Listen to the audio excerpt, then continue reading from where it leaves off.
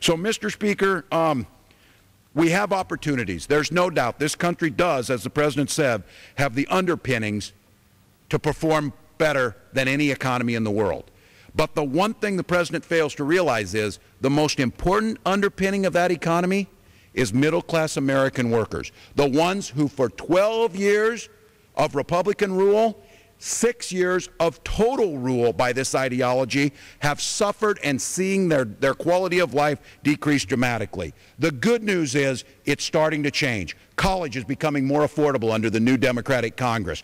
Gas prices will start to be adjusted as we start to put research dollars in to moving towards cellulosic ethanol, fast-growing poplar trees, switchgrass, things that are out there that we can get to. These are the types of things that are going to happen. Our manufacturers in Detroit have already caught on. We're seeing hybrid vehicles now that you can actually buy. We're starting to see Detroit want to compete again, and guess what? Where was that invisible hand? Where was that market when we were creating cars that got 15 miles to the gallon? When they start competing with everybody else in the world, we'll start being able to get to where we need to go. This is an economy that can come back from this, but it will not come back with special interest policies that care nothing about what happens to the middle class, care nothing about the everyday things that people are going through. And the last thing I would say on this is, when I listen to what President Bush says, it reminds me of the time, and I think about this, when his father went to the supermarket about 2 decades ago.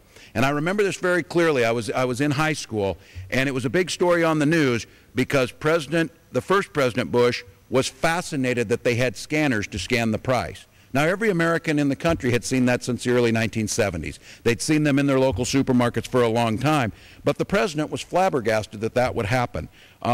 My suggestion would be there's a Safeway not far, the one I shop at down here, that the President get out there. He can take some security down there, and he can go through there, and he can start to see what people are going through. On the way back, he needs to stop and fill up. And then he might want to swing by and check the tuition costs at a university, even a state-run school. And then he would start to understand, saying things like this economy is fine and that it's a little bit bumpy. Losing your home is not bumpy. Not being able to go to college is not bumpy.